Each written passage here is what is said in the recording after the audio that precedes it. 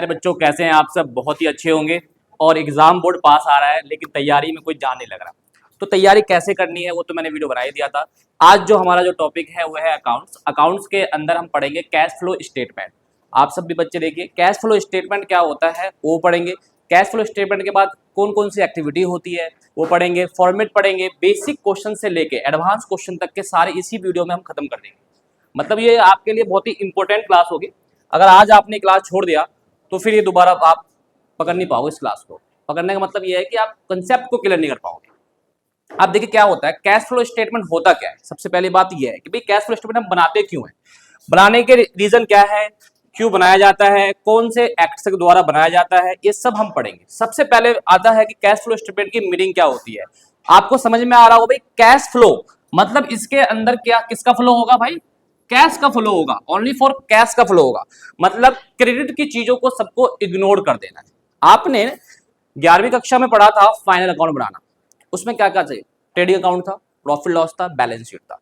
उसके अंदर आपने ये भी देखा था कि जो उधार की चीजें हैं, मतलब क्रेडिट सेल है, उसको भी आप इंक्लूड कर लेते थे, ठीक है। लेकिन इस कैश फ्लो का बनाने का मकसद यही होता है कि कंपनी में कैश का फ्लो कितना है, इनफ्लो और आउटफ्लो, दो ही चीज पे ध्यान देना है आपको, ठीक है।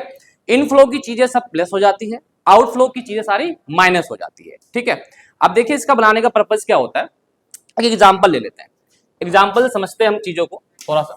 देखिए मान लीजिए आपका जो सेल हुआ वो हुआ आपका 12 लाख का, 12 लाख का सेल हुआ, ठीक है। और आपने इसमें एज्यूम कर लिया भाई जो हमारा प्रॉफिट हुआ है ना, वो प्रॉफिट हुआ है 3 लाख का, प्रॉफिट है हमारा 3 लाख का। अब मुझे बताओ क्या ये प्रॉफिट सही है। आपको पता है कि ये सेल जो है, इस सेल के अंदर क्रेडिट सेल है या कैश सेल है, नहीं पता, कुछ नहीं पता। और आप बहुत खुश हो गए कि भाई हमें 3 लाख का प्रॉफिट हो गया है। अब क्या करा आपने कि भाई वो 3 लाख की प्रॉफिट आप अपने घर में गए और मजे से उसको पैसे को खर्च कर दिए। अच्छा, खर्च करने के बाद क्या हुआ कि अब पैसे देने का जब वक्त आया तो जो हमारे पास उधार की क्रेडिट सेल था उन्होंने तो पैसे दिया नहीं हमें, क्योंकि इस सेल के अंदर दो चीजें हैं। कौन कौन सी, एक है क्रेडिट सेल और दूसरा है कैश सेल, ठीक है। आपको पता है कि एक्चुअल प्रॉफिट जो माना जाएगा जब हमारे पास कैश आ जाएगा वही मेरा एक्चुअल प्रॉफिट होगा, उसी पे मैं डिसीजन ले सकता हूं आगे, है ना। भाई पैसे आना है कहीं से, तो आपने पहले ही उस पैसे का मौज उड़ा लिया, अब बाद में वहां से पैसे नहीं आया तो आप क्या हो जाओगे, बैंकरप्ट हो जाओगे, है ना। तो मतलब कहने का मतलब यह है कि भाई कैश फ्लो बनाने का मतलब ये था कि कंपनी के पास जो प्रॉफिट है ना वो एक्चुअल प्रॉफिट है या नहीं है।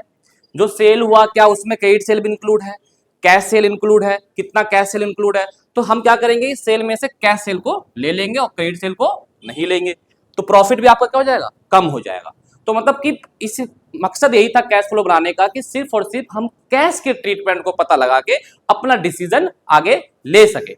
अब देखिए इसमें आपके पास पहले स्टेटमेंट का, कैश फ्लो स्टेटमेंट का क्या मीनिंग होता है उसके बारे में हम पढ़ते हैं। देखिए क्या कह रहा है, it is show the change in the financial position of business concern during different interval of time in term of cash in cash equivalent. मतलब बिजनेस का जो फाइनेंशियल पोजीशन को पता लगाना और किस टर्म में, कैश इन कैश इक्विवेलेंट। अब देखिए एक होता है कैश, एक होता है आपका कैश। अब जो ये कैश है वो आपको तो पता ही है कि कैश जो होता है सिर्फ कैश, मतलब कि आपके पास जो हाथ में कैश है, कैश इन हैंड जिसे हम बोलते हैं वो कैश। लेकिन सर इसका मतलब क्या होता है कैश इक्विवेलेंट का, कैश इक्विवेलेंट का मतलब क्या क्या होता है। देखो तो इसके अंदर सिर्फ और सिर्फ 3 चीजें आ जाती है जो मैंने आपको, करंट इन्वेस्टमेंट आ जाएगा आपका जो भी है, दूसरा आ जाएगा आपका करंट इन्वेस्टमेंट के बाद आ जाएगा आपका जितने भी चीजें हैं आपका कैश एट बैंक वो आ जाएगा, तीसरा चीज आता है आपका मार्केटेबल सिक्योरिटी, मार्केटेबल सिक्योरिटी। ये 3 चीज कैश इन कैश इक्विवेलेंट के तरह आता है। कैश तो आपको पता ही है भाई कैश क्या होता है, लेकिन कैश फ्लो के अंदर जैसे कि कैश इक्विवेलेंट क्या होता है इसके बारे में भी हम बताया कि 3 चीजें होती है वो कैश इक्विवेलेंट होती है। कौन कौन सी, current investment, cash in bank और मार्केटेबल सिक्योरिटी। अब आइए सबसे पहले जो कैश फ्लो स्टेटमेंट जो बनाने का जो प्रोसीजर होता है वो किसके तहत होता है, तो कंपनी एक्ट जो आपको revise as third accounting standard third, ये पेपर में आ जाता है कि भाई जो आपका कैश फ्लो स्टेटमेंट का जो प्रोसीजर होता है वो कौन से एएस के तहत होता है, तो थर्ड, वो भी कौन सा, रिवाइज्ड। ये बड़ा इंपॉर्टेंट है। अब तुम कह दो सर रिवाइज का मतलब क्या होता है, रिवाइज का मतलब ये है कि भाई जो अकाउंटिंग स्टैंडर्ड क्या होते हैं, चेंज होते रहते हैं। जैसे कि आपका कॉन्स्टिट्यूशन होता है इंडिया का, वो क्या होता है भाई, समय के साथ साथ उसके अंदर भी क्या होता है, चेंजेस करना होता है, उसको हम अमेंडमेंट कहते हैं, ठीक है। और इसके अंदर क्या होता है कि रिवाइज होता है, क्या होता है बेटा इसके अंदर, रिवाइज होता है। अब रिवाइज का मतलब क्या होता है वो आप समझेंगे कि जब कोई भी अकाउंटिंग स्टैंडर्ड में कुछ चेंजेस करना हो, टाइम टू टाइम चेंजेस करना हो, जैसे कि आपको पता होना चाहिए अभी भी कैश फ्लो स्टेटमेंट जो है आज से 3 साल पहले इसका फॉर्मेट में कुछ चेंजेस हुआ है। मतलब क्या, इसमें एक जब मैं बताऊंगा प्रपोज डिविडेंड के बारे में, पहले क्या था, आज से 3 साल पहले जब कोविड का टाइम था उससे पहले क्या था, प्रपोज डिविडेंड के अंदर करंट और प्रीवियस ईयर दोनों का ट्रीटमेंट होता था। लेकिन अब जो कैश फ्लो स्टेटमेंट आप बना रहे हो उसके अंदर सिर्फ और सिर्फ प्रपोज डिविडेंड का कौन सा ईयर कर लेते हैं, प्रीवियस ईयर का। करंट ईयर दिया होगा तो इग्नोर कर देना। तो ये चीज चेंजेस हो गई, तो रिवाइज किया गया। तो इसलिए कैश फ्लो स्टेटमेंट का प्रोसीजर कहां दिया गया, रिवाइज एएस थर्ड में, याद रखिएगा। सो ओनली क्या बोला इसने, इनफ्लो और आउटफ्लो। इनफ्लो का मतलब क्या क्या होता है आप बताइए। देखिए जब कंपनी के अंदर कैश आएगा, अब कैश किस किस तहत से आएगा, किस किस तरीके से आएगा वो सबको पता है भाई। मान लीजिए आपने कोई करंट एसेट बेचा तो क्या होगा, इनफ्लो, राइट। लायबिलिटी को पे करा, क्या होगा, आउटफ्लो। क्लियर है ना। मतलब इस चैप्टर में बस आपको ध्यान लगाना है कि भाई इनफ्लो और आउटफ्लो कौन कौन से कंडीशन में होगा, ज्यादा कुछ नहीं। आइए अब देखते हैं इसके अंदर कितनी एक्टिविटी होती है, कितनी एक्टिविटी होती है। तो कैश फ्लो स्टेटमेंट के अंदर 3 एक्टिविटी होती है। पहला होता है ऑपरेटिंग एक्टिविटी, दूसरा होता है इन्वेस्टिंग एक्टिविटी, तीसरा होता है फाइनेंसिंग एक्टिविटी। सिर्फ 3 एक्टिविटी पे ही कैश फ्लो स्टेटमेंट टिका हुआ है। तो देखिए सबसे बड़ा एक्टिविटी जो माना जाएगा वो ऑपरेटिंग एक्टिविटी माना जाएगा, सबसे बिग। अगर आपने ऑपरेटिंग एक्टिविटी कर लिया तो समझिए कि आपका 70% कैश फ्लो स्टेटमेंट हो गया। तो ज्यादा ध्यान आपको ऑपरेटिंग एक्टिविटी पे ही देना होगा, ठीक है। आज की क्लास की वीडियो थोड़ी लंबी बनने वाली है क्योंकि थोड़ा सा क्या है कि हम एक ही बार में सारा कंसेप्ट बताएंगे आपको। चलिए आइए, ऑपरेटिंग एक्टिविटी क्या होता है पहले समझिए। देखिए नाम पता चला ऑपरेटिंग एक्टिविटी, ऑपरेट किसको ऑपरेट कर रहे हैं आप, बिजनेस को। मतलब बिजनेस को ऑपरेट करने के लिए जो जो चीजें होगी, जो जो चीज चाहिए। अब बिजनेस को ऑपरेट करने के लिए क्या क्या चीज चाहिए भाई, भाई जनरल रिजर्व हो गया आपका, डेप्रिसिएशन हो गया आपका, इनकम हो गया, लॉस हो गया, प्रॉफिट हो गया, है ना, करंट एसेट्स हो गया, करंट लायबिलिटी हो गया। ये सब बिजनेस को अगर मान लीजिए करंट एसेट करंट लायबिलिटी नहीं आपके पास, कैसे बिजनेस चलाओगे, स्टॉक नहीं आपके पास, कैसे बिजनेस चलाओगे, सेल नहीं हो रहा, कैसे चलाओगे बिजनेस, नहीं चला पाओगे। तो ऑपरेटिंग एक्टिविटी देखिए सिर्फ और सिर्फ ऑपरेट कर रहा है किसको, बिजनेस को। तो कौन कौन चीजें देखिए, all expenses loss, all income and profit gain, current assets, current liability, income tax, ये सब चीजें आ जाएगी आपकी किसमें, ऑपरेटिंग एक्टिविटी में। अब ये प्लस माइनस वो मैं बताऊंगा, अभी बस आपको बस बेसिक चीजें समझिए। इन्वेस्टिंग एक्टिविटी में क्या होगा, इन्वेस्टिंग एक्टिविटी जब बनाते हैं तो ओनली फॉर फिक्स एसेट्स, सिर्फ और सिर्फ हम फिक्स एसेट्स को देखेंगे।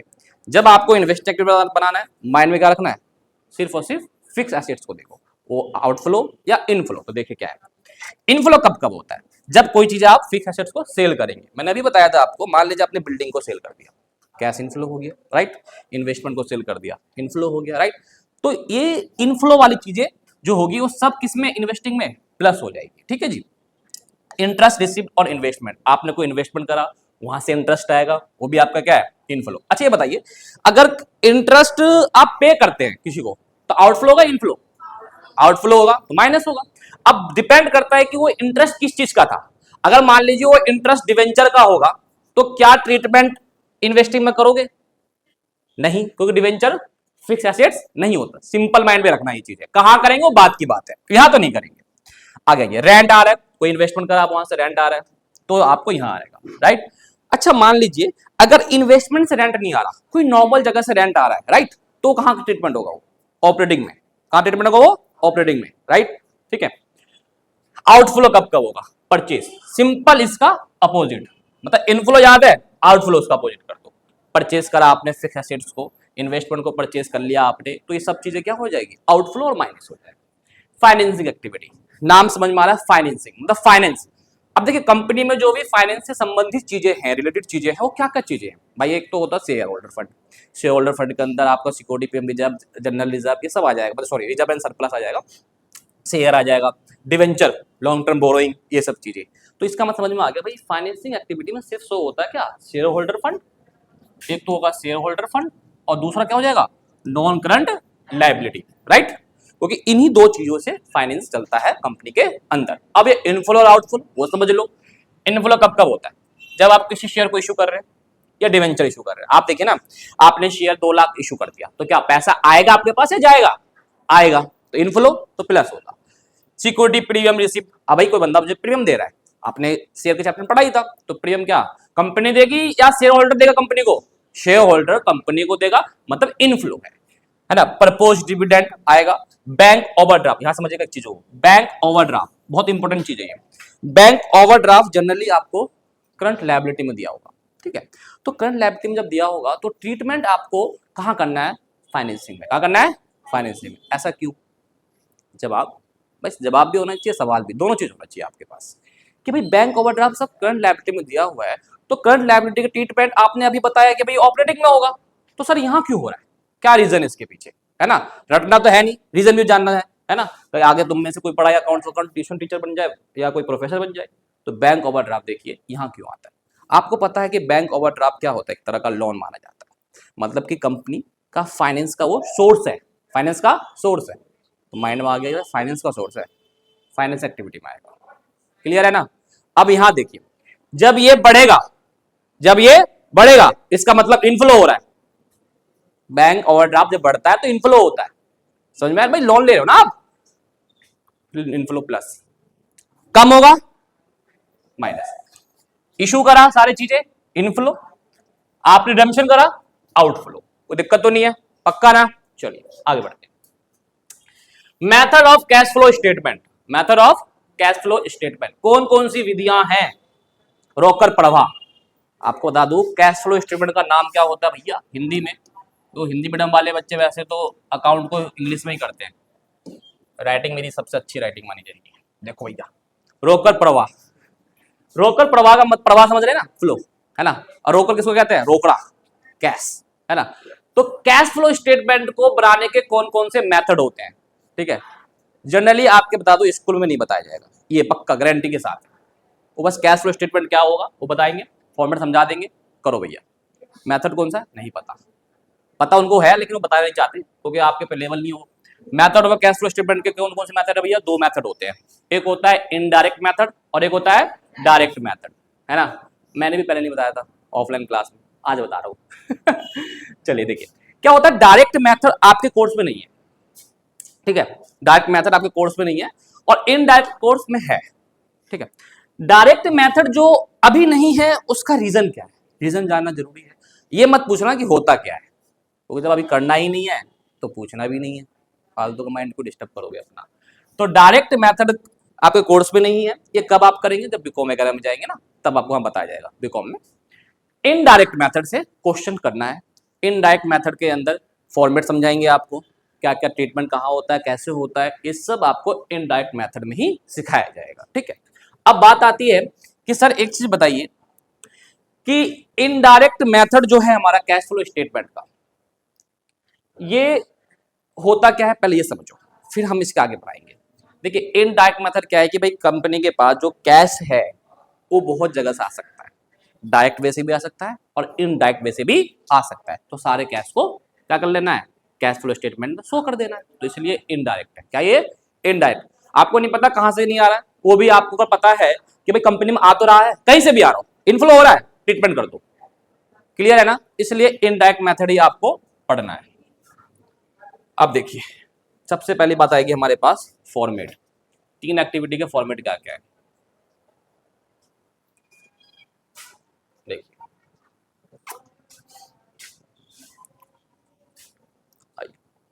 सबसे पहले देखते हैं फॉर्मेट है cash flow statement, particular, detail और ये रुपया। क्या ये? रुपया। अब आइए सबसे पहला आपका होगा cash flow statement, operating activity, cash flow from operating activity, मतलब स्टार्टिंग एक्टिविटी होगी कौन सी? ऑपरेटिंग। आपको बताया था भैया ऑपरेटिंग जो है एक पेज से कम रहता ही रहता है, वैसे पेपर में उतना लंबा क्वेश्चन नहीं आता, ये तो प्रॉपर फॉर्मेट है, इसमें मैंने कुछ कंजूसी करी है। आपको बता दूं जो मेन चीज है वो लिखवाई है, बाकी चीजें कंसेप्ट रखेगा। Cash flow from operating activity, सबसे पहले क्या आएगा? Net profit. सबसे पहले क्या आएगा भैया? Net profit. अब आओ नेट प्रॉफिट को डिस्कस कर लेते हैं। क्या सर हर वक्त नेट प्रॉफिट हो सकता है कंपनी को? नहीं, नेट लॉस हो सकता है ना। तो यहां देखिए क्या होता है, पिछले साल का प्रॉफिट 2 लाख, इस साल का प्रॉफिट कितना? 4 लाख, तो कितना हो गया? नेट प्रॉफिट हो गया ना, कितने का, 2 लाख का। मतलब समझ में आ गया सर, यहाँ पे ना डिफरेंस लेंगे, इसका मतलब क्या लेंगे बेटा, डिफरेंस लेंगे, कितने ईयर का, 2 ईयर का। ये तो समझ में आ गया। जो नेट प्रॉफिट आएगा यहाँ दिखा देंगे। मान लीजिए कंपनियों का भी लॉस हो जाए तो कोई बात नहीं, दिखाना तो पड़ेगा ना, नेट लॉस, और यहाँ पे ब्रैकेट में माइनस का मतलब ब्रैकेट होता है अकाउंट्स के। इसमें कौन कौन सी चीजें प्लस करते हैं और कौन कौन सी चीजें माइनस करते हैं, अब समझिए। देखिए, प्लस करने के लिए रिजर्व आता है, वो भी difference, propose dividend previous year, propose dividend previous year. Question ये आता है कि सर ये प्रपोज डिविडेंड होता क्या, पहले तो ये बताओ आप। सर डिविडेंड तो पता है क्या होता है, पता है डिविडेंड, कोई दिक्कत है नहीं। डिविडेंड क्या होता है वैसे, प्रॉफिट का part of the profit, very good. अब प्रपोज डिविडेंड जो होगा वो क्या होगा, जैसे कि मान लीजिए एक होता है, इसका दूसरा नाम भी आता है इंटीरियम डिविडेंड आता है ना। तो इंटीरियम डिविडेंड का मतलब होता है ड्यूरिंग द ईयर, जो इस साल में आप पे कर रहे हो, ड्यूरिंग द ईयर होता है, उसे कहते हैं, उस डिविडेंड को इंटीरियम डिविडेंड कहते हैं।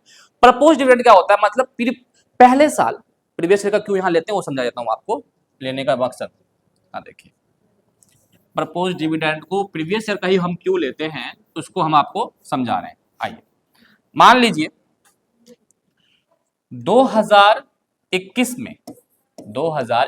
में मुझे प्रपोज डिविडेंड जो है वो 2 लाख देना था, 2 लाख देना था। अब 2022 आया तो क्या होगा, ये होता है कि भाई आपका जो है ना, भाई ये मेड हुआ था, क्या होता है बेटे, ये मेड, आपने पे नहीं करा, आपने पे नहीं करा। 2021 का जो डिविडेंड था आपने पे नहीं करा, वो बनाया गया, भाई इतना हमें अब देना है।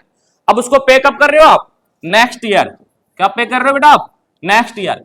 तो 2 लाख इस साल आप क्या कर दोगे, मान लो इस साल 2 लाख आप उस बंदे को डिविडेंड दे दोगे, मतलब बना हुआ था पिछले साल का, प्रपोज्ड करा गया, क्या करा गया, प्रपोज्ड, और इस साल उसे पे कर दिया गया।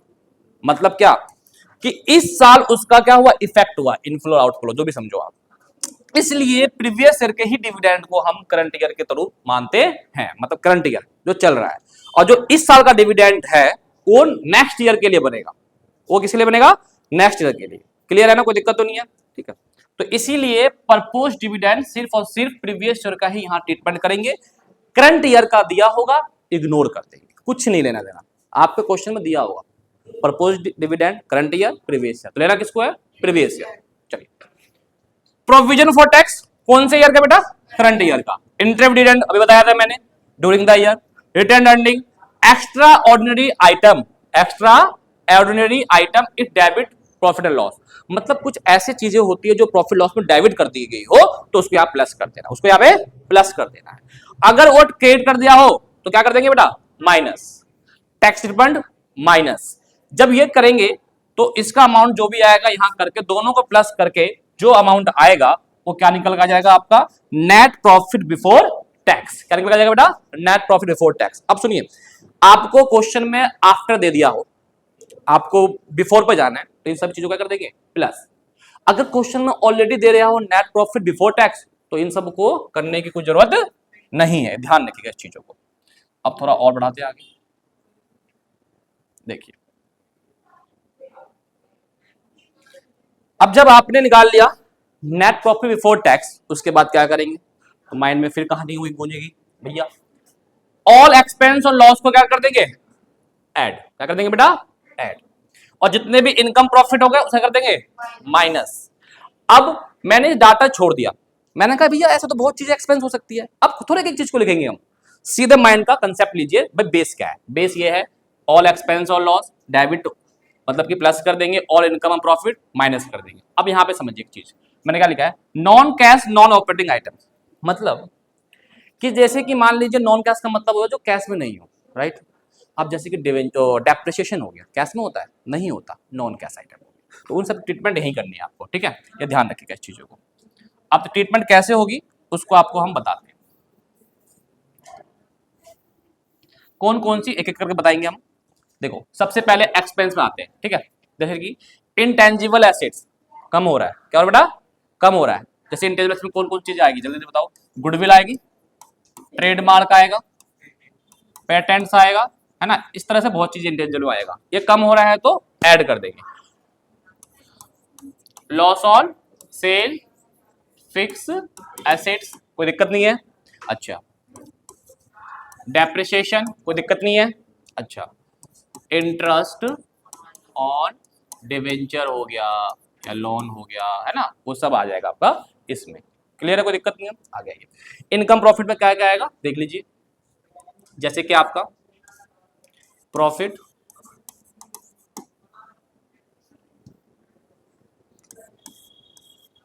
ऑन सेल फिक्स एसेट्स, और मान लीजिए कमीशन रिसीव्ड हो रहा है आपको, कमीशन रिसीव्ड हो रहा है आपको, इंटरेस्ट रिसीव्ड हो रहा है ना, ये सब चीजें क्या हो जाएगी आपकी इनकम का पार्ट हो जाएगा, कोई दिक्कत नहीं है। चलिए, अब जब आप सारे एक्सपेंस और लॉस को आप जो भी अमाउंट होगा यहाँ लिख देंगे, यहाँ लिख देंगे, है ना, और इसको प्लस करके यहाँ लिख देंगे। इनको जो माइनस वाले अमाउंट है इनको अंदर लिख के और इनको यहाँ लिख के ये माइनस। अब क्या करेंगे, इसमें ये प्लस और ये माइनस जो आएगा निकल के क्या निकल आएगा, operating profit before working capital. क्या आएगा, बिफोर वर्किंग कैपिटल, मतलब नेट प्रॉफिट बिफोर टैक्स निकाल लिया, ऑल एक्सपेंस लॉस को प्लस, इनकम प्रॉफिट को माइनस, क्या निकल जाएगा, वर्किंग कैपिटल बिफोर। कोई दिक्कत नहीं है।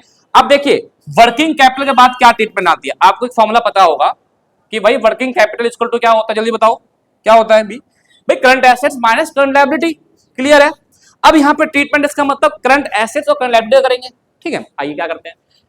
अब मुझे बताइए इनफ्लो करंट एसेट्स में कब होगा, जब वो कम होगा। बस इतना एक याद आ गया ना, सब याद हो जाएगा। आप देखो करंट एसेट्स कम होने पे प्लस इसका अपोजिट किसके साथ, करंट लायबिलिटी, माइनस क्या होगा, इस पूरे का अपोजिट। समझ में आया ना, ऐसे याद करना। अगर तुम फॉर्मेट बुक का लेके बैठ गए तो नहीं याद हो पाएगा, इसलिए तरीके से समझिए। अच्छा चलिए, इसका ट्रीटमेंट होने के बाद जो अमाउंट आएगा प्लस कर दीजिएगा, और फिर जो निकल आएगा cash from before payment. Before payment का मतलब क्या, कुछ और चीजें कंपनी को पेमेंट करनी है वो देख लेंगे, करनी है तो ठीक है, नहीं करनी तो जीरो। अब क्या करनी होती है, देखिए प्रोविजन फॉर टैक्स कौन सा ईयर का भाई, प्रीवियस ईयर का। यहां से दोबारा बात करता हूं, करंट ईयर का दिया होगा तो ऊपर प्लस, प्रीवियस ईयर का यहाँ पे माइनस, ऐसे याद करना है। अब जो निकल के आएगा, अब आपका जो मिशन था सक्सेसफुल हुआ, क्या निकल के आया भाई, cash from operating activities, right. अगर इसका आंसर माइनस में आएगा ना तो क्या लिखना है आपको, यूज्ड। क्या लिखना है यहाँ पे, यूज्ड। नहीं तो क्या करेंगे, यूज मत लिखिए, इसको ब्रैकेट में लिख लीजिए, एक ही बात है। लेकिन दोनों चीज को नहीं लिखना है, ठीक है। तो आप देख रहे हैं ना, ऑपरेटिंग एक्टिविटी खत्म हो गया, ये चीज था। अब ऑपरेटिंग के बाद क्या आता है आपका, इन्वेस्टिंग। अच्छा, जब इन्वेस्टिंग एक्टिविटी हम बनाते हैं तो किस किस चीजों को ध्यान में रखते हैं, जल्दी बताओ। दो चीजों को, कौन कौन सी चीजें, दो चीजें भाई, दो चीजें, एक चीजें, एक चीज है, कौन कौन सी भैया, सिर्फ और सिर्फ फिक्स एसेट्स। आइए अब फिक्स एसेट्स की बात करते हैं तो प्लस कब कब होगा वो देखो, जब आप सेल करोगे, sell of fix asset, sell of fix assets, right. अच्छा, और कब, जब आपको कोई रेंट रिसीव्ड ऑन इन्वेस्टमेंट, है ना, या आपको कोई डिविडेंड मिल रहा हो, डिविडेंड ऑन इन्वेस्टमेंट। समझ में आ रही है। अच्छा, इंटेंजिबल एसेट्स अगर बढ़ता है तो यहां पे प्लस होता है, कोई दिक्कत तो नहीं है ना, बढ़ने पर और घटने पर वहां। अच्छा, अब माइनस कौन कौन सी चीजें होगी सर, इसका अपोजिट, इसका अपोजिट। जैसे कि मान लीजिए आपने परचेस ऑफ फिक्स एसेट्स कर दिया, आपने परचेस ऑफ फिक्स एसेट्स, बस इतना ही रखिए। और अगर ज्यादा होगा तो बस इतना ही होगा, और कुछ नहीं, बस परचेस ही फिक्स एसेट्स होता है और कुछ नहीं आता। जब आप ये सब कर लेंगे तो उसके बाद जो अमाउंट आपका निकल के आएगा, देखिए जो अमाउंट आपका निकल के आएगा वो क्या निकल के आएगा, सीधे कैश फ्रॉम इन्वेस्टिंग एक्टिविटी। सबसे छोटा है ना, सबसे छोटा, फाइनेंसिंग से भी छोटा मान लीजिए इन्वेस्टिंग एक्टिविटी। लेकिन ये है कि भाई इन्वेस्टिंग एक्टिविटी का ऊपर एडजस्टमेंट भी आता है, तो एडजस्टमेंट क्या, वो बात की बात है। पहले समझ में आ गया भाई, यहाँ पे सेल वाले को प्लस, परचेस वाले को माइनस। अब आइए, ये बी पार्ट बोलते हैं, ठीक है। अब आता है फाइनेंसिंग एक्टिविटी। फाइनेंसिंग एक्टिविटी में सिर्फ हम दो चीजों को देखते हैं, फाइनेंस से संबंधित शेयर होल्डर फंड और लॉन्ग टर्म बोरोइंग। आइए कौन कौन चीजें, इश्यू ऑफ शेयर डिवेंचर, भाई इश्यू हुआ है प्लस हो जाएगा, बैंक ओवरड्राफ्ट बढ़ने पर प्लस हो जाएगा, सिक्योरिटी पेमेंट रिसीव्ड हुआ है इनफ्लो प्लस हो जाएगा। अब इसका अपोजिट सारा चीजें, मान लीजिए रिडम्पशन हो गया, कम हो गया तो minus, share issue expense minus, propose dividend कौन सा ईयर का, प्रीवियस ईयर का। अच्छा ये बताओ, प्रपोज डिविडेंड प्रीवियस ईयर का दो ट्रीटमेंट होता है, कहां कहां पर, ऑपरेटिंग में और एक यहाँ पे, फाइनेंसिंग में माइनस, ठीक है। इसीलिए देखिए क्या होता है, ऊपर प्लस नीचे माइनस कैंसिल हो गया, काम खत्म, ठीक है। अब बच्चे कहेंगे सर फिर करते ही क्यों है, जब प्लस माइनस खत्म तो ट्रीटमेंट ही नहीं करना। अरे भाई दिखाना पड़ता है कि कौन सी चीजें कहां से कम हुआ है। जब ऑडिट कंपनी में होता है तो हर चीज दिखाना पड़ता है। ये मत समझिए कि इफेक्ट नहीं होगा तो मत करो सर, ऊपर प्लस नीचे माइनस, प्लस माइनस मैथ में सिखाया था सर ने, जीरो। अरे ये अकाउंट है, ये बताना पड़ेगा आपको। आइए, तो इंटरमीडिएट इवेंट ऊपर प्लस नीचे माइनस। इसके बाद जो आता है कैश फ्रॉम फाइनेंसिंग एक्टिविटी, काम खत्म, तीनों एक्टिविटी आ गया। आप देखो आपको सर ऑपरेटिंग में तो टाइम लग गया, दोनों तो दो मिनट में हो गया, तो यही है। इसलिए मैंने कहा था ऑपरेटिंग पे ध्यान रखना अच्छे से। अगर ऑपरेटिंग समझ में आ गया ना तो फिर तो कोई दिक्कत नहीं है। अब क्या आएगा, तीनों एक्टिविटी आने के बाद लास्ट पड़ाव में आ जाते हैं बेटा, नेट इंक्रीज ऑब्लिक डिक्रीज। मतलब आपको पेपर में दोनों वर्ड नहीं लिखना, कभी दोनों वर्ड लिख दो, दो में से कोई एक चीज आएगा। अब कैसे पता चलेगा सर इनकी डिग्री, तो देखिए ए प्लस बी प्लस सी, तीनों एक्टिविटी को प्लस कर लीजिए। अगर वो प्लस में वैल्यू आई तो इंक्रीज, माइनस में आई तो डिक्रीज। अब इसमें प्लस करते हैं कुछ चीजें, वो देखो क्या क्या, cash in hand, cash at bank, current investment, marketable security, ये तीनों प्लस करते हैं। ये इक्विवेलेंट वाला पार्ट है, क्या वाला पार्ट है, इक्विवेलेंट, यहां से यहां तक है ना। कौन से ईयर का, प्रीवियस ईयर का। प्रीवियस ईयर का जब इसमें ऐड कर दोगे जो आंसर आएगा वो क्या निकल कर आ जाएगा, cash and cash equivalent current year. अब इसको चेक कर सकते हो आप, किससे चेक कर सकते हो, आपके ओल्ड बैलेंस शीट पे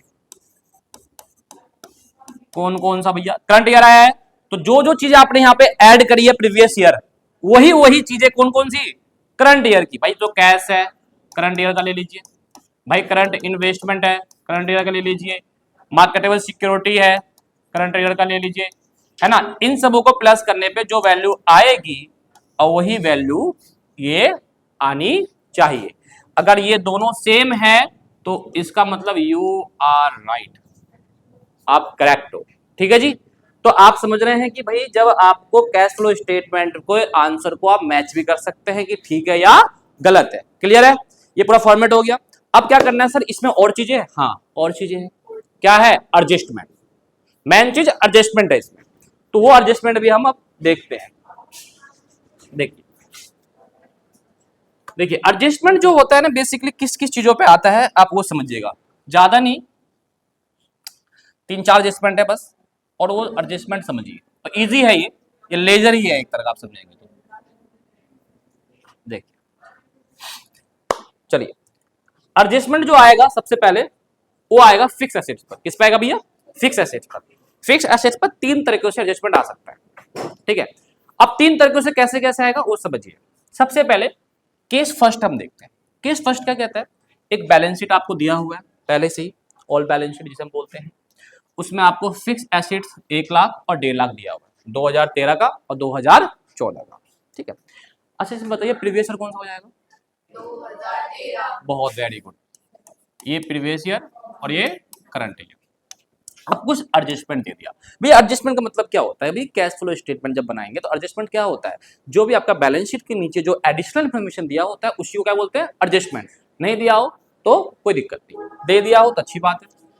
पेपर में जो आएगा ना वो मुश्किल से मुश्किल 2 ही एडजस्टमेंट आता है, वो भी बता दूंगा, बस 2 एडजस्टमेंट आता है, ज्यादा आता ही नहीं पेपर। आप मत समझना कि पूरा तबड़ा फॉर्मेट बनाना होगा, नहीं।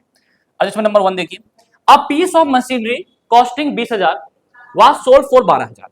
एक मशीन की पीस है जिसकी कॉस्टिंग कितनी है 20,000 और सेल कितने में कर दिया 12,000 पे, उस पर जो एक्यूमुलेटेड डेप्रिसिएशन लगाया गया था वो 5,000 लगाया गया था। यहां तक समझ में आया, इसी का दूसरा लैंग्वेज दे सकता है, मतलब दोनों का सेम ही है। A piece of machinery book value 15,000 and sold 12,000, accumulated depreciation 5,000, right. दोनों का मतलब एक ही है। आप देखोगे बुक वैल्यू दे दिया इसमें, इसमें बुक वैल्यू में निकालना पड़ता। बुक वैल्यू कैसे निकलता है भैया, कॉस्ट माइनस डेप्रिसिएशन, ठीक है। आगे तो सर इसका ट्रीटमेंट कैसे होगा, तो देखिए जब भी एडजस्टमेंट दिया हो तो कैश फ्लो स्टेटमेंट बनाने से पहले आपको क्या करना होगा, वर्किंग नोट बनाना होगा, 1.5 पेज छोड़ के वर्किंग नोट जरूर बनाना पड़ेगा आपको। वर्किंग नोट में फिक्स एसेट्स, क्योंकि देखिए मशीन क्या होता है, फिक्स एसेट्स होता है, तो एक फिक्स एसेट्स का बनाएंगे लेजर, क्या बनाएंगे, लेजर। आइए अब फिक्स एसेट्स की जो बैलेंस बीडी होती है वो डेबिट में होगा, क्योंकि आपको पता है कि जो एसेट्स की जो बैलेंस होता है वो डेबिट में होता है, तो बीडी आ गया डेबिट में और सीडी आ गया क्रेडिट में, ठीक है। अब बीडी कौन सा ईयर का लेते हैं बेटा, प्रीवियस ईयर 1 लाख, सीडी कौन सा ईयर, करंट ईयर 1.5 लाख। अब इधर चीजें कौन कौन सी आती है आपने बताया, आपको पता भी होगा जब आपने डेप्रिसिएशन चैप्टर पढ़ा था, डेप्रिसिएशन चैप्टर उसमें क्या था, देखिए कौन कौन सी इधर आती है। सेल जो करा वो आ जाएगा, 12,000 में सेल करा। डेप्रिसिएशन कितना, 5,000, वो आ जाएगा। अब कंपनी को प्रॉफिट हुआ लॉस चेक कर लेते हैं, कितनी कॉस्ट थी भैया, 20,000 की। डेप्रिसिएशन कितने का, 5,000 का। बुक वैल्यू कितने का, 15, कितने में बेच दिया, 12,000 में। भाई मतलब कि बुक वैल्यू जो थी ना हमारी वो थी 15,000 और हमने बेच कितने में दिया, 12,000, तो कहीं ना कहीं कंपनी को 3,000 का लॉस हो गया। ठीक है जी, लॉस होता है तो इधर, प्रॉफिट होगा तो इधर। क्लियर है। अब उसके बाद क्या करेंगे, टोटल। आइए टोटल कराओ, 1,70,000, इधर 1,00,000 आ रहा है, दोनों तरफ 1,70,000 दिखा देंगे। कितना कम आया भाई, 70,000। बैलेंसिंग फिगर 70,000 टू कैश के नाम से। किसके नाम से, टू कैश के नाम से। अब इसका ट्रीटमेंट कौन कौन चीजें कहां कहां जाएगी समझिए। जो बैंक का वैल्यू होगा, बैंक मतलब क्या, सेल करा इसने, आपको पता है फिक्स एसेट सेल अभी पढ़ाया था इन्वेस्टिंग में, तो यहां क्या लिखा मैंने, इन्वेस्टिंग प्लस, प्लस क्यों हुआ, सेल करा गया, इनफ्लो होगा। लॉस कहां जाएगा, लॉस ऑपरेटिंग में plus. Depreciation non cash, operating में प्लस। ये वाला sir to cash, to cash का मतलब क्या कि फिक्स एसेट्स परचेज कर रहे हो भाई, पैसा जा रहा है ना, तो क्या हो जाएगा, इन्वेस्टिंग में माइनस। कोई दिक्कत तो नहीं है। तो इन्वेस्टिंग की चीजें यहीं से उठ जाएगी, डायरेक्ट यहीं से उठ जाएगी। इसको इन्वेस्टिंग में शो नहीं करेंगे। समझ में आया मेरी बात को। कभी आप जब एडजस्टमेंट ना दिया हो तो यहां से उठाते हैं हम इन्वेस्टिंग के लिए, वरना नहीं उठाएंगे। क्लियर है। नेक्स्ट देखिए केस, केस नंबर सेकंड। आइए केस सेकंड देखिए, ये आपको बैलेंस शीट दे दिया, ठीक, कुछ एडजस्टमेंट दिया नीचे। A piece of machinery costing 20,000 was sold 12,000, depreciation और इट 5,000। ये पहले केस की तरह था। अब कुछ एक लाइन और जोड़ दिया इसने, डेप्रिसिएशन और प्रोवाइड ड्यूरिंग द ईयर 40,000। अब यहां की कहानी, सर दो डेप्रिसिएशन कैसे ट्रीटमेंट होगा भैया, 5,000 का डेप्रिसिएशन दिया हुआ है, ये 40,000 ड्यूरिंग द ईयर दिया हुआ है। तो आपको समझा दूं पहले कि जो ये 40,000 है, आप ये देखिए मशीन के कॉस्ट से भी ज्यादा है, मशीन के कॉस्ट से भी ज्यादा है। तो इसका मतलब ये पूरा कंपनी का जो फिक्स एसेट्स का डेप्रिसिएशन माना जाएगा ड्यूरिंग द ईयर। क्लियर है ना। अब आइए, अब सर ट्रीटमेंट कैसे होगा, तो यहां देखो फिक्स एसेट्स अकाउंट बनाओ, वही कहानी करो दोबारा से। बैलेंस बीडी यहाँ पे, सीडी यहाँ पर, कितने में बेचा वो दिखा दो, लॉस हुआ 3,000। अब सर कहोगे सर लॉस कैसे निकाला आपने, सर कॉस्टिंग 20,000 की आ गई, 20,000 कॉस्टिंग है, डेप्रिसिएशन सर 40,000, अब ये सर माइनस में आ गया तो बुक वैल्यू 20,000, कंपनी के पास तो बचा ही नहीं, बेचेगा कहां से वो। अरे भाई अभी बताया था आपको कि भाई ये जो डेप्रिसिएशन 40,000 है ये पूरे फिक्स एसेट्स का है, और ये कंपनी ने एक पीस बेचा है, ओनली फॉर एक पीस। जब आप डेप्रिसिएशन चैप्टर करा था वहां भी मैंने आपको बताया था part of peace of machinery. तो यहां पे समझ लीजिए सर, जो ये ड्यूरिंग द ईयर है ना, इसको कभी भी बुक वैल्यू निकालने के लिए इंक्लूड नहीं करेंगे। ठीक है, उसको कहां शो करेंगे, डायरेक्ट डेप्रिसिएशन की जगह, डायरेक्ट डेप्रिसिएशन की जगह। तो सर बुक वैल्यू फिर कैसे निकाले, वही पुराना तरीका अपनाओ। 20,000 की कॉस्टिंग है, 5,000 डेप्रिसिएशन है, 20,000 माइनस 5,000, 15,000 बुक वैल्यू आ गई। कितने में बेचा आपने, 12,000 में बेचा, लॉस कितने का, 3,000 का। क्लियर है ना। प्रॉफिट आता है, इधर दिखा देते हैं। डेप्रिसिएशन सर 40,000, फिर तुम कहोगे सर 5,000 क्यों नहीं दिखाया। अरे भाई फिर बोल रहा हूं कि जो ये 5,000 जो है ये सिर्फ और सिर्फ पार्ट का है, 40,000 ड्यूरिंग द ईयर है, तो 40,000 ही दिखाना है आपको, क्योंकि कंपनी फिक्स एसेट्स अकाउंट बना रही है।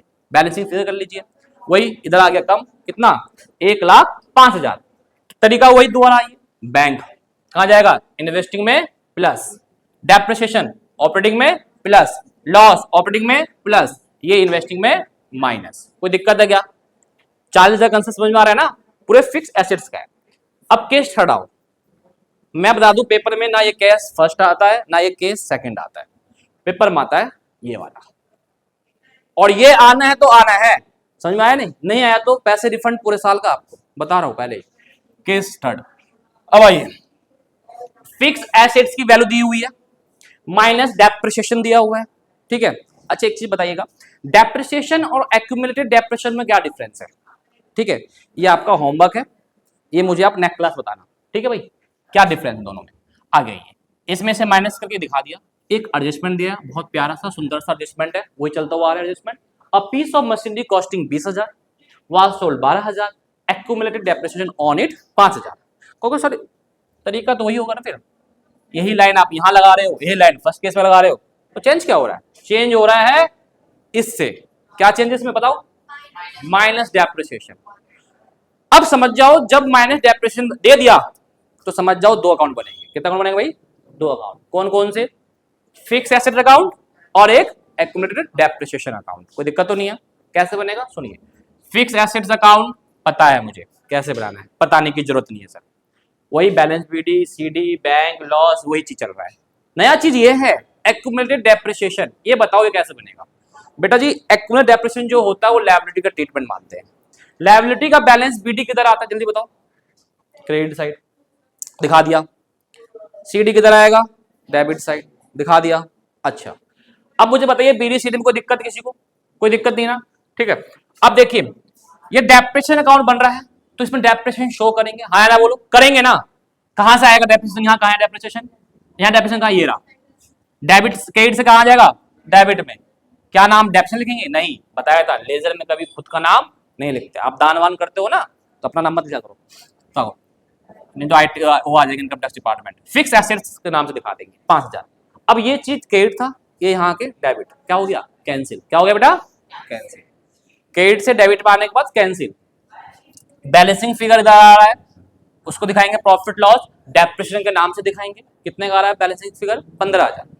15000 आ रहा है। अब सर ये बताओ, आप बता रहे हो यहाँ भी डेप्रिसिएशन आ गया, यहाँ भी डेप्रिसिएशन है, ऑपरेटिंग में कौन सा शो करेंगे? ऑपरेटिंग एक्टिविटी में कौन सा शो करेंगे? तो सुन लो मेरी बात, ये डेप्रिसिएशन यहाँ से यहाँ के कैंसिल हो गया, फिर कौन सा डेप्रिसिएशन बचा यहाँ पे? ये वाला, ठीक है। आइए इसे ऑपरेटिंग में प्लस करेंगे और इस वाले को कुछ नहीं करेंगे। क्लियर है? बाकी ट्रीटमेंट वही है, इन्वेस्टिंग में सब कुछ वही है, कोई दिक्कत तो नहीं है? क्लियर है ना? तो इसमें केस थर्ड में बस एक अकाउंट एक्स्ट्रा बनता है और कुछ नहीं है। नेक्स्ट आइए।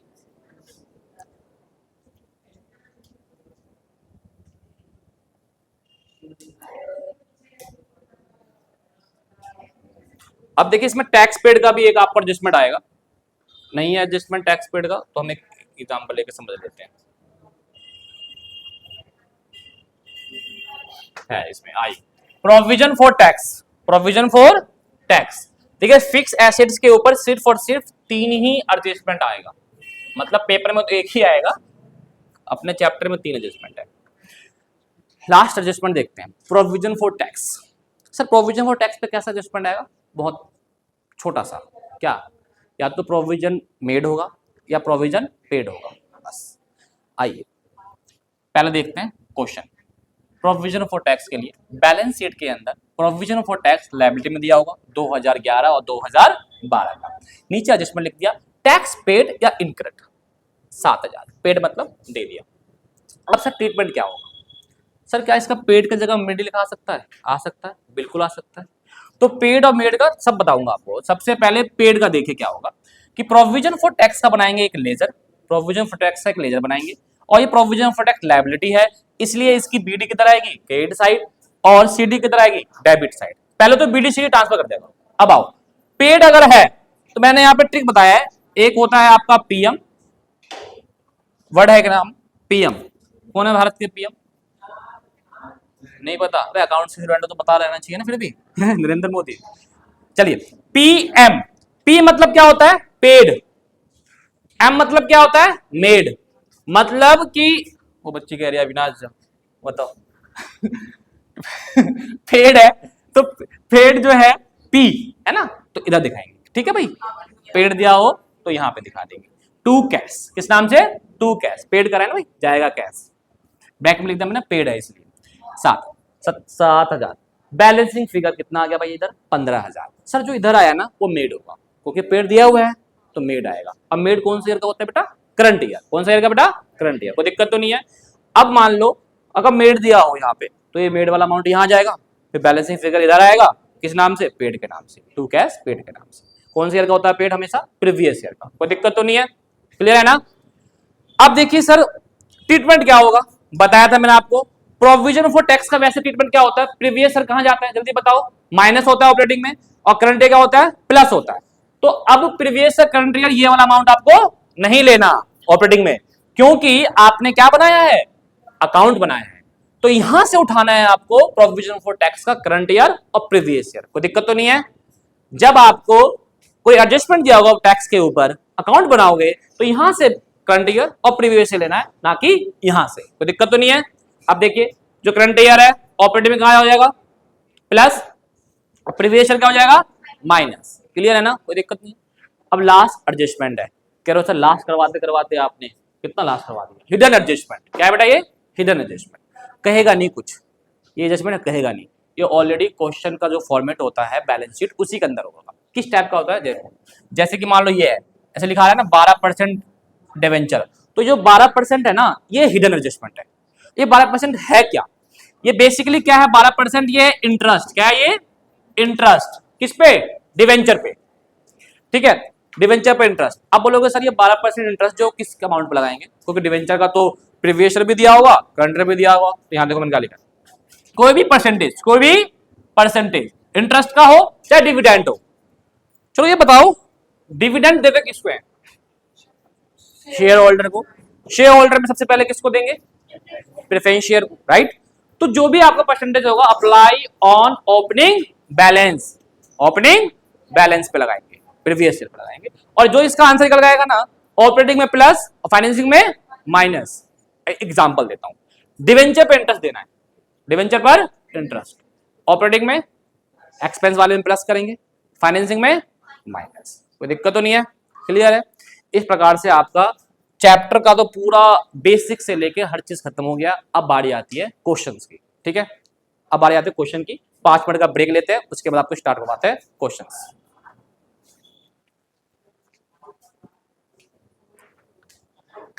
देखो भाई, अब जो है हम जो क्वेश्चन कर रहे हैं वो टीएस अग्रवाल का है। क्वेश्चन नंबर जो है आपका ये है 49 क्वेश्चन है टीएस अग्रवाल का। ठीक है, आप देखेंगे इसमें आपको पूरा बैलेंस शीट दिया हुआ है और बैलेंस शीट के तहत पे ही आपको कैश फ्लो स्टेटमेंट बनाना है।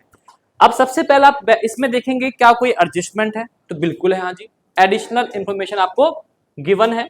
वैसे क्वेश्चन दिख नहीं रहा होगा थोड़ा सा, आप अपने बुक से भी देख सकते हैं। पहला है during the year machinery cost 1,40,000 और इस पर डेप्रिसिएशन लगा हुआ है 1,10,000, सोल्ड कर दिया 20,000 में, मतलब एक एडजस्टमेंट आ गया मशीन का। अब आप ये देखें इसमें मशीन कहां पर है? तो ये रहा मशीन, माइनस एक्यूमुलेटेड डेप्रिसिएशन। तो इसका मतलब हमें दो अकाउंट बनाना होगा, मशीन का और डेप्रिसिएशन का। तो सबसे पहले हम यही बनाते हैं, बाकी कहानी बाद में देखेंगे। आइए देखिए कैसे बनाते हैं अकाउंट, वो देखते हैं।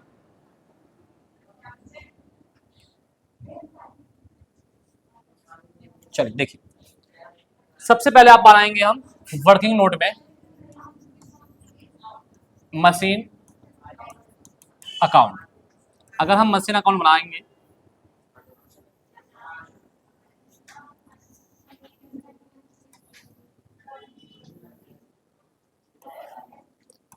यहाँ डेबिट, यहाँ क्रेडिट, बाकी चीज आप देखिए, पर्टिकुलर अमाउंट, पर्टिकुलर और अमाउंट।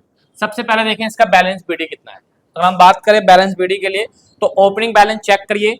ओपनिंग बैलेंस जो है आपका वो है 2013 और 2013 में कितना है? 21,40,000, 21,40,000। यहां लिख देंगे आप टू बैलेंस बीडी 21,40,000। अब मुझे बताइए इसका सीडी कितना होगा? सीडी देखेंगे तो 14 लाख दिया हुआ है आपको। पहले बैलेंस सीडी और बीडी ट्रांसफर कर दिया करो। अच्छा कितने में बेचा इसने? इसने बेचा भाई 20,000 में। तो यहां दिखा दीजिए आप बाय बैंक, कितने का? 20,000। अच्छा जी, डेप्रिसिएशन कितना है इसमें? 1,10,000 बाय डेप्रिसिएशन 1,10,000। अब चेक करिए कि प्रॉफिट हुआ है या लॉस। तो देखिए भाई मशीन की कॉस्ट थी 1,40,000 जिसपे कि डेप्रिसिएशन लगा दिया 1,10,000। जब आप 1,40 में से 1,10,000 माइनस कर दोगे तो 30,000 की बुक वैल्यू आ गई है ना। और कितने में बेच दिया उसने? 20,000 में। तो मतलब 10,000 क्या आ गया आपका? लॉस। बताओ भैया, है इजी। इसीलिए कहते हैं प्रैक्टिकल करोगे जब समझ में आएगा आपको। अब आइए सर इसकी बैलेंसिंग फिगर बताइए कितना आएगा। कैलकुलेट करिए बच्चों, आइए 21,40,000, मेरे ख्याल से यही ज्यादा आएगा, है ना। तो 21,40,000, इधर भी कितना आएगा 21,40,000। क्या आ गया आपका बैलेंसिंग फिगर, टू कैश आ गया बैलेंसिंग फिगर। कितना आएगा, इसमें से माइनस करिए, कितना आएगा 6 लाख। चलो 6 लाख, ठीक है, सही है भाई, सबका कैलकुलेशन 6 लाख से, कोई दिक्कत तो नहीं है किसी को। अब आइए आगे कि देखिए सबसे पहले इसमें 8,80,000 कैलकुलेट करके 8,80,000 चेक करिए जरा एक बार, चेक करिए 14 लाख चेक करिए बेटा, 14 लाख प्लस करिए 10,000, 10,000 प्लस करिए, इसकी बीडी सीडी में दिक्कत तो नहीं है कुछ, बीडी सीडी को ईयर चेक करिएगा, प्रीवियस ईयर कितना है 2022-23, अच्छा ये 2013 देख लिया था मैंने इस चक्कर में, कोई बात नहीं, 2013 से हमने कंपेयर करा था, इसको थोड़ा रीच कर देते हैं, कोई दिक्कत नहीं। बताइए कितना आ रहा है बीडी में, बीडी में कितना आ रहा है भाई 14 लाख, 14 लाख, और ये आ गया आपका, अच्छा अब निकालिए जल्दी, अब निकालिए 21 लाख, और मैं 2013 से देखा था, कोई दिक्कत नहीं। ये आपका कितना आएगा जल्दी बताओ, मैं एक बार कैलकुलेशन कर लो भाई, आप सब भी करो कैलकुलेशन, कितना आएगा बैलेंसिंग फिगर जल्दी बताइए, 8,40,000, 8,80,000, 8,80,000, 8,80,000, 8,80,000, चलिए 8,80,000। अब क्या कौन कौन सी चीजें कहां कहां करेंगे वो पता है, पहले हम बनाते हैं कौन सा अकाउंट, डेप्रिसिएशन अकाउंट। 8,80,000 नहीं आ रहा है, इसको टोटल करो ना, टोटल करो कितना टोटल, एक मिनट 22,80,000, यहां भी कर लो 22,80,000। तो इसीलिए आपका प्रीवियस ईयर और करंट ईयर थोड़ा आप सब पेपर में भी अच्छे से देख लीजिएगा, एक डिजिट के चक्कर में आपका क्वेश्चन थोड़ा सा ले लेगा टाइम। आइए डेप्रिसिएशन को जल्दी बताइए, बैलेंस बीडी सीडी जल्दी बताइए, बैलेंस बीडी सीडी कितना कितना आएगा, इधर क्रेडिट इधर डेबिट, इधर क्या आएगा बाय बैलेंस बीडी, इधर क्या आएगा भाई टू बैलेंस सीडी। बताओ बैलेंस बीडी का अमाउंट, नहीं ये है आपका 1,90,000, 2,40,000, तो बताइए जल्दी जल्दी कितना आएगा 1,90,000, 1,90,000, और ये कितना जाएगा आपका 2,40,000। अब क्या करेंगे आप, जो डेप्रिसिएशन यहाँ है वो यहाँ ट्रांसफर हो जाएगा, किस नाम से, जोन मशीन, जिस अकाउंट से भी आप बातें नहीं करेंगे, कितने का भाई 1,10,000। अब कितना आ रहा है बैलेंसिंग फिगर बताइए,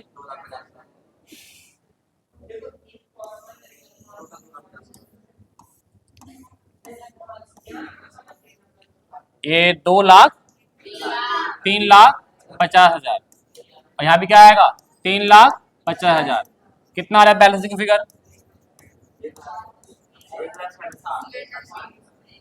1,00,000। अच्छा अब क्या क्या होगा, अब क्या करेंगे, पहले यहां से हम ट्रांसफर कर लेते हैं जो जो चीजें हमें चाहिए, या पहले अकाउंट बना लेते हैं एक और, क्या अकाउंट है नॉन करंट इन्वेस्टमेंट, जिसकी कॉस्ट थी 80,000, सोल्व कर दिया प्रॉफिट 16,000 पे, मतलब प्रॉफिट दे दिया, कितने का सेल करा है वो हमें नहीं पता, तो एक बार क्या करेंगे हम इसका भी अकाउंट बनाना पड़ेगा, पहले देख लेते हैं आपका कौन सा है नॉन करंट इन्वेस्टमेंट। तो आइए non current investment, non current आपको शॉर्ट पे नहीं लिखना, पेपर में पूरा लिखना आपको। देखिए ये क्वेश्चन हो जाएगा ना आपका चैप्टर भी खत्म है।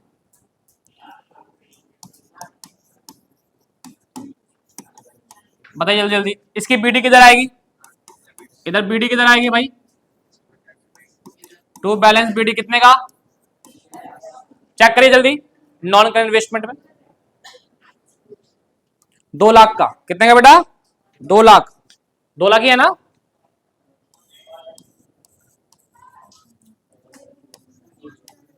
20,000 है, 2 लाख ही है ना। CD कितने की है चेक करिएगा, 2,70,000। चलिए बताइए प्रॉफिट में बेचा है, प्रॉफिट कितने का 16,000। किधर आएगा प्रॉफिट, प्रॉफिट किधर आएगा, इधर या इधर, इधर टू प्रॉफिट कितने का 16,000। क्लियर है। अच्छा आप बताइए कितने में बेचा होगा ये, अगर मैं बात करूं 16,000 की प्रॉफिट है तो कितने में बेच दिया होगा ये, जल्दी बताइए, चेक करिए कितने में बेचा होगा उसने। 80,000 की कॉस्ट है, क्या डेप्रिसिएशन है उस पे, नहीं है, 16,000 के उस पे बेचा है, तो कहीं ना कहीं ये बेच दिया कितने में 96,000, मतलब यहाँ 80,000 और प्लस प्रॉफिट, कोई दिक्कत तो नहीं है। अब क्या कर देंगे बेटा टोटल, बताओ टोटल कितना होगा। मेरे ख्याल से ये वाली साइड ज्यादा आएगी, 2,70,000 और 96,000, कैलकुलेट कर लीजिए, 2,70,000 और 96,000, 3,66,000, 3,66,000, 3,66,000, और ये भी क्या जाएगा 3,66,000, और बैलेंसिंग फिगर बताइए जल्दी, 3,66,000 में माइनस कर दीजिए 1,50,000, ये आ गया, क्लियर खत्म। अच्छा अब कौन सा एडजस्टमेंट है, एक और एडजस्टमेंट है वो भी देख लो, ये देखो, अब कोई नहीं है, ये डेप्रिसिएशन वेयर इशूड 31 मार्च को देख लेंगे हम, नॉर्मल है, मतलब मेन चीज 2 ही एडजस्टमेंट है, क्लियर है। अब आइए स्टार्ट करते हैं हम अपने क्वेश्चन को, फॉर्मेट को।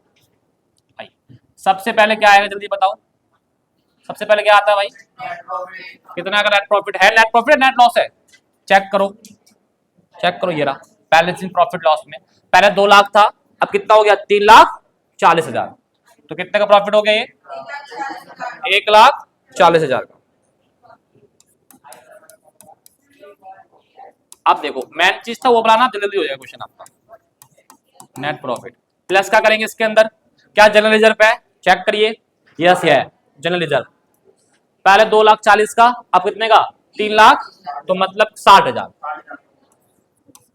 जनरल रिजर्व कितना का 60,000 का।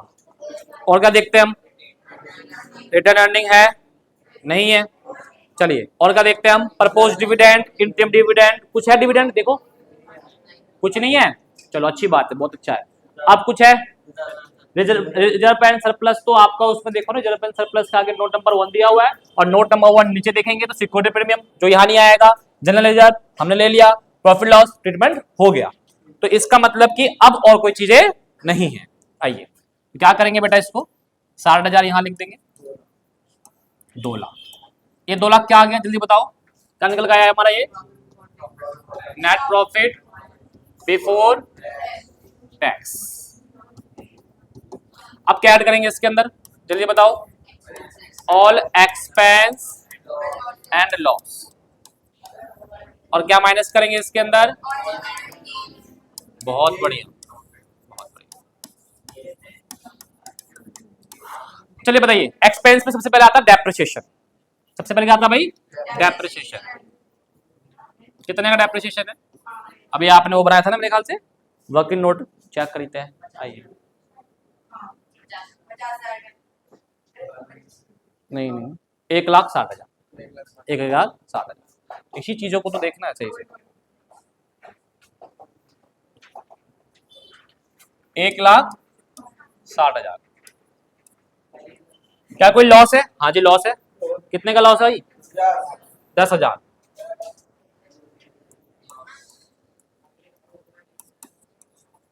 अच्छा और कुछ चीजें यहां से आएगी, और कुछ चीजें आएगी नहीं आएगी, और कुछ चीजें हैं कहीं दूसरे अकाउंट में देखिए, कोई डेप्रिसिएशन, कोई लॉस, कोई प्रॉफिट, कुछ भी दूसरे अकाउंट में, हाँ है सर। अगर आप बात करते हैं नॉन करंट में प्रॉफिट आया था कितने का 16,000 का, वो ट्रीटमेंट होगा, वो ट्रीटमेंट होगा, माइनस होगा, चलिए करते हैं minus profit on non current investment, और कोई चीजें, और कोई चीजें हैं जो आपको बच रही हो, देखें आप कुछ चीजें हों जो बच रही हो आपकी, कुछ नहीं है, 16,000 भी आ गया आपका, 10,000 भी आ गया आपका, प्रॉफिट भी आ गया आपका, प्रॉफिट कितने का है आपका 16,000, ठीक है। कोई और एडजस्टमेंट में कुछ चीजें हैं जो कि हिडन एडजस्टमेंट हो, कोई इंटरेस्ट वगैरह हो, चेक कर लो, कोई इंटरेस्ट देख लो आप, कोई भी इंटरेस्ट। 10% डिवेंचर, क्या है ये? Hidden adjustment. ध्यान से देखा जाता है क्वेश्चनों को। 10% है, किस पे लगेगा भाई? प्रीवियस बैलेंस पे। प्रीवियस बैलेंस कितना है? 2 लाख। 2 लाख ही है। 2 लाख का 10% कितना होगा? 20,000। Interest on debenture, loss on fix assets कितना है भैया? 20,000। प्लस करो, ये कितना हो गया दोनों? 1,60,000 था ना, 1,90,000। ये माइनस का अमाउंट आ जाएगा यहाँ पे 16,000। कैलकुलेशन करिए जरा। 3,90,000 और 3,90,000 में 16 माइनस करेंगे कितना आएगा? 2 लाख। कितना आएगा? 3,90,000 में 16,000 माइनस करिए। 16, 3,74,000। 3,74,000। चलिए 3,74,000 क्या निकल गया बेटा? ये क्या निकल गया? Working capital. कोई दिक्कत है क्या कैलकुलेशन में? आपको समझ में आ गया ना क्या निकल गया ये? बिफोर तो शॉर्ट में लिख सकते हैं अभी, वर्किंग कैपिटल। अब इसके बाद क्या ट्रीटमेंट होता है? करंट एसेट्स और करंट लायबिलिटी का। तो देखिए करंट एसेट्स करंट लायबिलिटी का देखिए ट्रीटमेंट। प्लस कब होता है भाई? जब करंट एसेट्स कम होता है। थोड़ा जगह छोड़ लेते हैं, ज्यादा 2-3 ही होता, ज्यादा नहीं होता।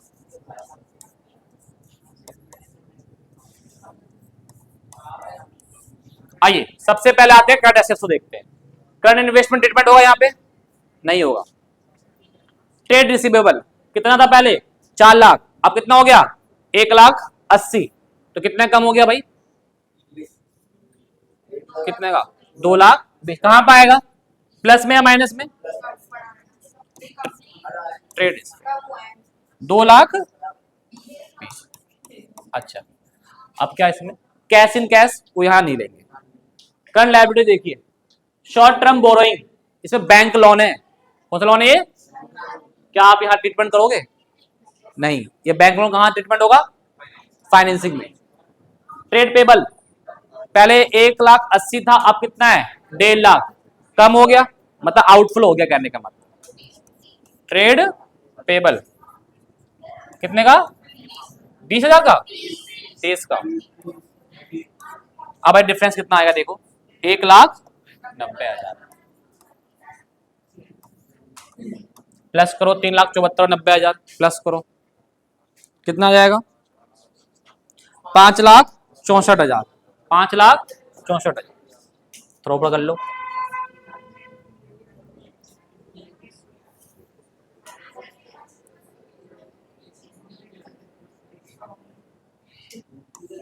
$5,64,000 क्या निकल गया ये? क्या निकल गया ये बताओ?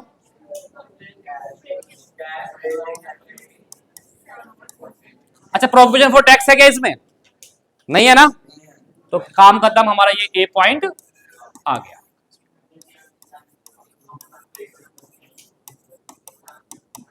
एक्टिविटी सिंगल लाइन खत्म, डबल लाइन मत खींचना क्योंकि अकाउंट बंद नहीं हुआ अभी। ये ऑपरेटिंग आ गया। अब कौन सा आएगा हमारा? इन्वेस्टिंग।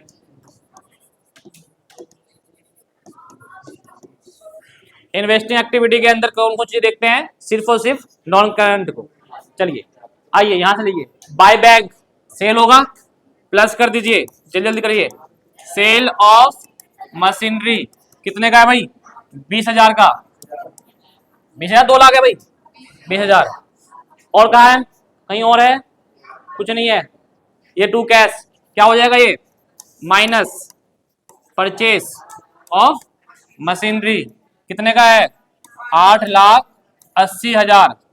क्लियर है? कोई दिक्कत नहीं है? एक अकाउंट और तुमने बनाया था नॉन करंट का, वो भी चेक कर लेते हैं। 96,000 का सेल करा था और 1.5 लाख का सेल कितने में करा? ये सेल ऑफ NCI कितने का? 96,000 का। और परचेस कितने में करा आपने इस चीज को?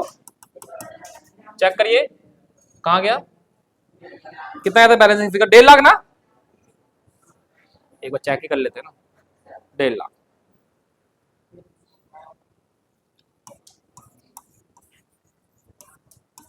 ठीक है, और कोई चीजें ऐसी है जो इन्वेस्टमेंट से संबंधित हो, एक बार क्वेश्चन में देख लीजिए, कोई रेंट आ रहा हो, कोई डिविडेंड आ रहा हो, कुछ ऐसी चीजें हैं, एक बार क्वेश्चन में देख लेते हैं हम।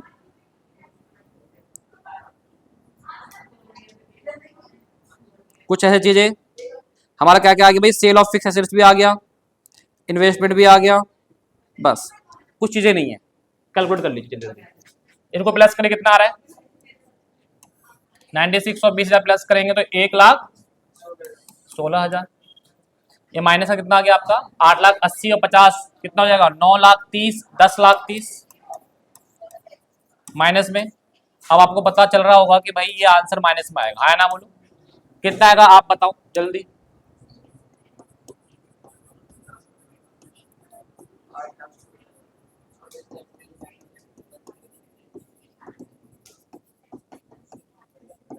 कितने का आया जल्दी बताओ, 9,14,000, 9,14,000। ठीक है जी, ये आपका आ गया इन्वेस्टिंग का। अब क्या आएगा आपका, financing, financing activity. Finance activity में कौन कौन चीजें लेते हैं जल्दी जल्दी बताओ। अच्छा चलो पहले देखो, सबसे पहले ये देखो एडजस्टमेंट की बातें कर लेते हैं फाइनेंसिंग से।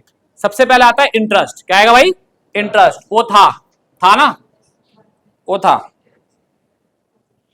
देखिए इन्वेस्टिंग में देखिए सबसे पहले आपका माइनस होगा क्या, इंटरेस्ट ऑन डिवेंचर, कितने का था भाई, 20,000 ही था ना। क्या डिविडेंड है कोई, क्या कोई इंटर डिविडेंड है, नहीं है। अच्छा फिर बैंक लोन, क्या था, बैंक लोन, ध्यान रखिएगा, बैंक लोन बढ़ रहा है घट रहा है, जल्दी चेक करिए, बैंक लोन बढ़ रहा है घट रहा है, जल्दी चेक करिए, बैंक लोन घट रहा है, कितने से घट रहा है, 30,000 से, वो भी क्या होगा माइनस, रिडीम हो रहा है। बैंक लोन कितने से, अच्छा और कोई चीजें देखिए जरा जल्दी जल्दी, कोई बैंक लोन के अलावा कोई और चीजें हो, इंटरेस्ट हमने दे दिया, ठीक है। अब देखिए सबसे पहले शेयर होल्डर फंड के अंदर क्या शेयर बढ़ रहा है घट रहा है, जल्दी बताओ, शेयर बढ़ रहा है घट रहा है, शेयर भाई 12 लाख से 100 लाख हो गया, मतलब कहीं ना कहीं 4 लाख का बढ़ोतरी मिल गई इसको, प्लस हो गया कितना, issue of share, issue of share, issue of share order कर लेते हैं, कितने का भाई, इशू ऑफ शेयर 4 लाख का। और कोई चीजें हैं, कोई लॉन्ग टर्म बोरोइंग डिवेंचर, देखिए पहले 2 लाख था, अब कितना हो गया 3,20,000, तो कहीं ना कहीं आपके पास इसकी बढ़ोतरी मिल गई, कितने से, 1,20,000 से, इशू ऑफ डिवेंचर, कोई दिक्कत तो नहीं है। सिक्योरिटी प्रीमियम आपको पता है शेयर के साथ आता है, क्या था पहले सिक्योरिटी प्रीमियम, पहले था कुछ नहीं, अब है 20,000, तो इसका मतलब हमें ये क्या हो गया है, रिसीव्ड हो गया, क्या बेटा, रिसीव्ड हुआ है प्रीमियम, कितना 20,000, कोई दिक्कत तो नहीं है, कोई दिक्कत है किसी को, कोई दिक्कत है। अब प्लस करो, 4 लाख, 1,20,000, 6,20,000 और ये कितना हो जाएगा 6,40,000, कितना हो जाएगा बेटा ये 6,40,000, 5,40,000, 5,40,000। अब माइनस वाले जल्दी बताओ, ये कितना क्या माइनस का, माइनस का 50,000, तो कितना आ गया ये 4 लाख। चेक करिए क्या फाइनेंसिंग 4,90,000 दे रहा है हमें, क्या फाइनेंसिंग 4,90,000 दे रहा है, अरे रे रे कहाँ घूम रहा है भाई, मूव हो रहा है, चलिए 4,90,000 क्या निकल के आएगा, ये मेरा सी पार्ट है ना, कैश फ्रॉम फाइनेंसिंग एक्टिविटी, ये आ गया भाई। अब क्या करेंगे इसके बाद, नेट इंक्रीज और डिक्रीज, जल्दी जल्दी बताइए, तीनों को प्लस कर लीजिए जल्दी। आइए पहले कितना था ऑपरेटिंग में, ऑपरेटिंग में कितना था पहले, 3,74,000, ऑपरेटिंग था 3,74,000, 5,64,000 था, चलो 5,64,000, 5,64,000। इन्वेस्टिंग मेरे ख्याल से माइनस में आया था। अच्छा मैं प्लस वाले कर लो पहले, 4,90,000 माइनस में 9,14,000, मेरे ख्याल से ये तो प्लस में ही आएगा। कितना आएगा, करिए कैलकुलेशन, कितना आएगा आपका नेट इंक्रीज डिक्रीज में, बताइए।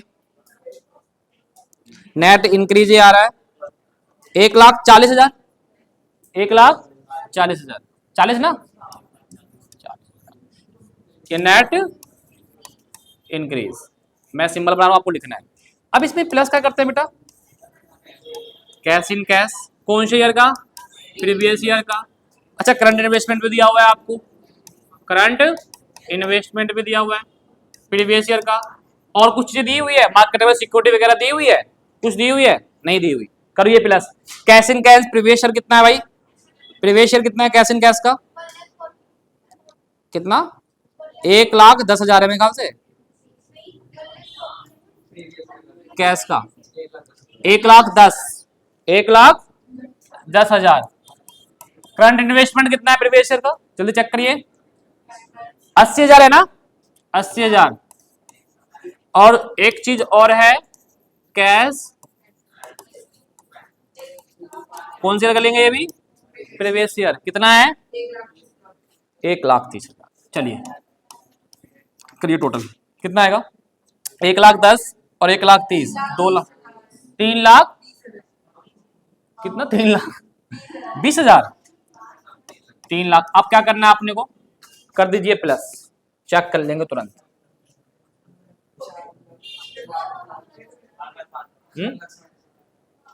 टोटल गलत है नहीं, ये कितना आ रहा है,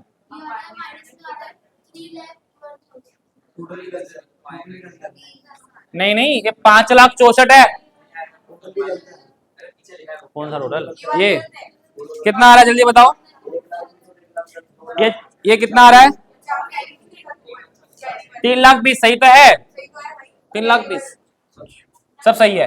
इनको प्लस कर कितना आएगा जल्दी जल्दी बताए, 4,00,000। अब क्या करेंगे हम इसे, चेक करेंगे, और जो निकल के आएगा, क्या निकल के आएगा, ये कैश एंड कैश इक्विवेलेंट, कौन सा बैलेंस, करंट ईयर। चेक करते जल्दी जल्दी, चेक करिए, चेक करिए। सबसे पहले आप देखिए करंट इन्वेस्टमेंट कितने का है, करंट इन्वेस्टमेंट कितना है, कौन से ईयर का, करंट ईयर का, करंट ईयर सही आ रहा है। अब मैं चेक करके दिखा देता हूँ आपको, करंट इन्वेस्टमेंट कितने का है, 1,60,000, कैश बैंक, कैश कितने का करंट ईयर का बेटा, 1,40,000, और देखिए 1,60,000 कितना आ रहा है, 4,60,000, और ये क्या हो गया, सेव, क्या हो गया ये, सेव। तो इसका मतलब क्या हुआ कि भाई हमारा जो कैश फ्लो स्टेटमेंट है क्लोजिंग बैलेंस से मैच हो गया, तो ये हमारा करेक्ट है, ठीक है। Thank you.